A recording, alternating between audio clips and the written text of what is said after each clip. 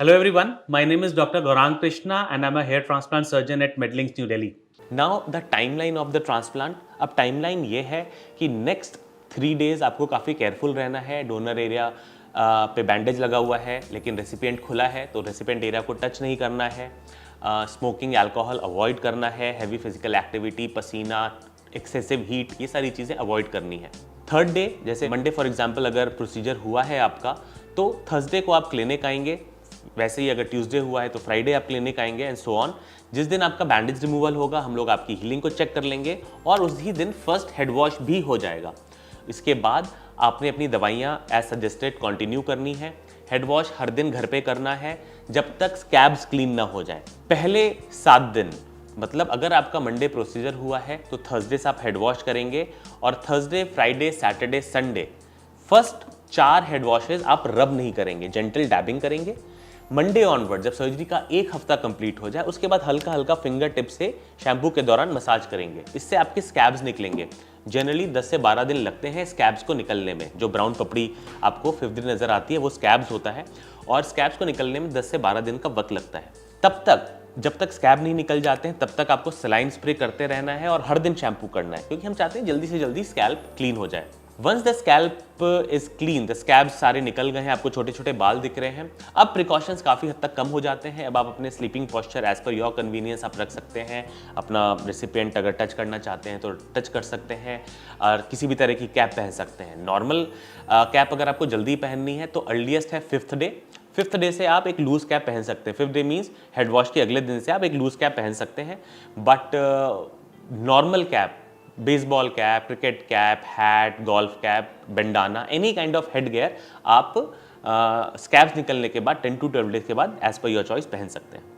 Physical activity 2 weeks के बाद start की जा सकती हैं। For example sports activities, gym etcetera, running, ये सब आप 2 वीक्स तक बिना किसी प्रिकॉशन के स्टार्ट कर सकते हो। स्टीम, सोना, स्विमिंग, ये चीज़ें 1 मंथ तक अवॉइड करनी है, उसके बाद आपने स्टार्ट करना है। एक्सेसिव सन एक्सपोजर, बहुत तेज़ धूप में बहुत लंबे समय तक अगर आप जा रहे हैं तो बेस्ट ये होता है कि एक कैप पहन लें या कोई भी बेंडाना, बस हेड को कवर कर लें। इसका कोई बहुत स्ट्रॉन्ग रीज़न नहीं है बट ऐसा माना जाता है कि अल्ट्रावायलेट किरणों से सेल रेप्लिकेशन में, ग्रोथ में कुछ फ़र्क शायद पड़े। तो हम लोग ये रिकमेंड करते हैं कि अगर आप बहुत तेज़ धूप में जा रहे हो तो कुछ हेड को कवर कर लो। देखो 5 से 10 मिनट से कोई फ़र्क नहीं पड़ता but if you are in a very strong sunlight, for example on a beach in an afternoon और playing cricket in an afternoon for 2-3 hours, so it's best to cover your head। तो ये सारे precaution आपको रखने हैं। 15th day से थोड़ी बहुत हेयर शेडिंग स्टार्ट हो जाती है। जब आप शैम्पू करते हो तो आपको छोटे छोटे बाल दिखते हैं। सुबह उठते हो तो आपको बेड पे छोटे छोटे बाल दिखते हैं। ये सब नॉर्मल है। 15 से 45 डेज तक बालों में शेडिंग होती है। उसके बाद 3 महीने तक बाल आपकी जो रूट्स हमने लगाई हैं वो डॉर्मेंट स्लीपिंग स्टेज में चले जाते हैं। कुछ ऐसे बाल होंगे जो शेड नहीं हुए, वो ग्रो होते हैं और जो बाल शेड हुए हैं वो आपको 3 मंथ्स तक नजर नहीं आते। 4th मंथ से धीरे धीरे बाल ग्रो होना शुरू करते हैं, रफली 10 to 15% पर मंथ। इस वजह से 6 से 7 महीने लगते हैं for a good change of appearance. मतलब हम लोग ये कहते हैं कि 60 to 70% ग्रोथ 6 से 7 महीने में होती है और ये ग्रोथ इंप्रूव होती रहती है 12 महीने तक, 1 साल तक। जब आप कहते हैं कि ये आपका फाइनल रिजल्ट है, 1 साल के बाद अगर हमें किसी भी तरह की प्रॉब्लम लगती है आपके ट्रांसप्लांट में, आपके रिजल्ट में, तो अब हमें बताते हो, उसको रेक्टिफाई कर दिया जाता है और इसकी पॉसिबिलिटी बहुत ही ज़्यादा कम है। Slow growth is fine, normal, little bit of fast growth is fine, it's normal, इसका कोई टेंशन नहीं है। और अगर आपको लगता है कि यहाँ 3-4 महीने हो गए, डेंसिटी कम नज़र आ रही है, ये नॉर्मल है क्योंकि अभी बाल ग्रो हो रहे हैं, 4 महीने में रिजल्ट नहीं आया है, तो उसको आप 1 साल दें और फिर हम लोग 1 साल के बाद इसको जज कर लेंगे। Again medical hair loss treatment important होता है आपके नॉन ट्रांसप्लांटेड हेयर के लिए। आपने ट्रांसप्लांट कराया या नहीं कराया, अगर आपके बाल गिर रहे हैं तो उसको बचाने के लिए मेडिकल हेयर लॉस ट्रीटमेंट है। तो अगर आप ऑलरेडी मेडिकल ट्रीटमेंट पे नहीं हो तो आपके प्रिस्क्रिप्शन स्लिप पे वो लिखा गया है सारा, आप अपने डॉक्टर से उसको डिस्कस कर लें प्लीज़, और ये इंपॉर्टेंट है। लॉन्ग रन में 2-3 चीज़ें आप ध्यान देने वाली बात ये है कि देखिए ये फॉर श्योर है कि transplanted roots by and large टिकने वाली हैं।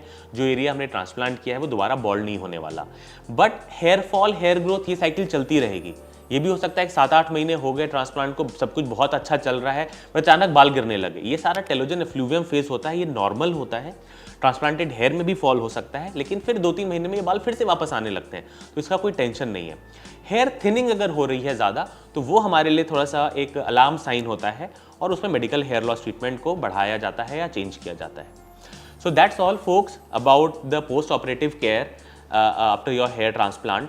अगेन आपने एक बड़ा डिसीजन लिया है अपनी लाइफ में एंड वी होप कि एक अच्छा डिसीजन रहे।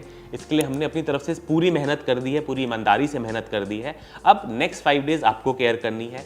इन दिनों में आपकी पोस्ट ट्रांसप्लांट जर्नी में अगले 5 दिन, 6 महीने, साल या उसके बाद भी हम लोग आपके साथ जुड़े हुए हैं। आपको कोई भी परेशानी होती है, किसी भी तरह का क्वेश्चन आता है, आप हमारे व्हाट्सएप ग्रुप में डालें, आंसर ना मिले तो कॉल कर लें। हमारी तरफ से भी प्रोएक्टिव फॉलोअप होता रहता है टाइम टू टाइम।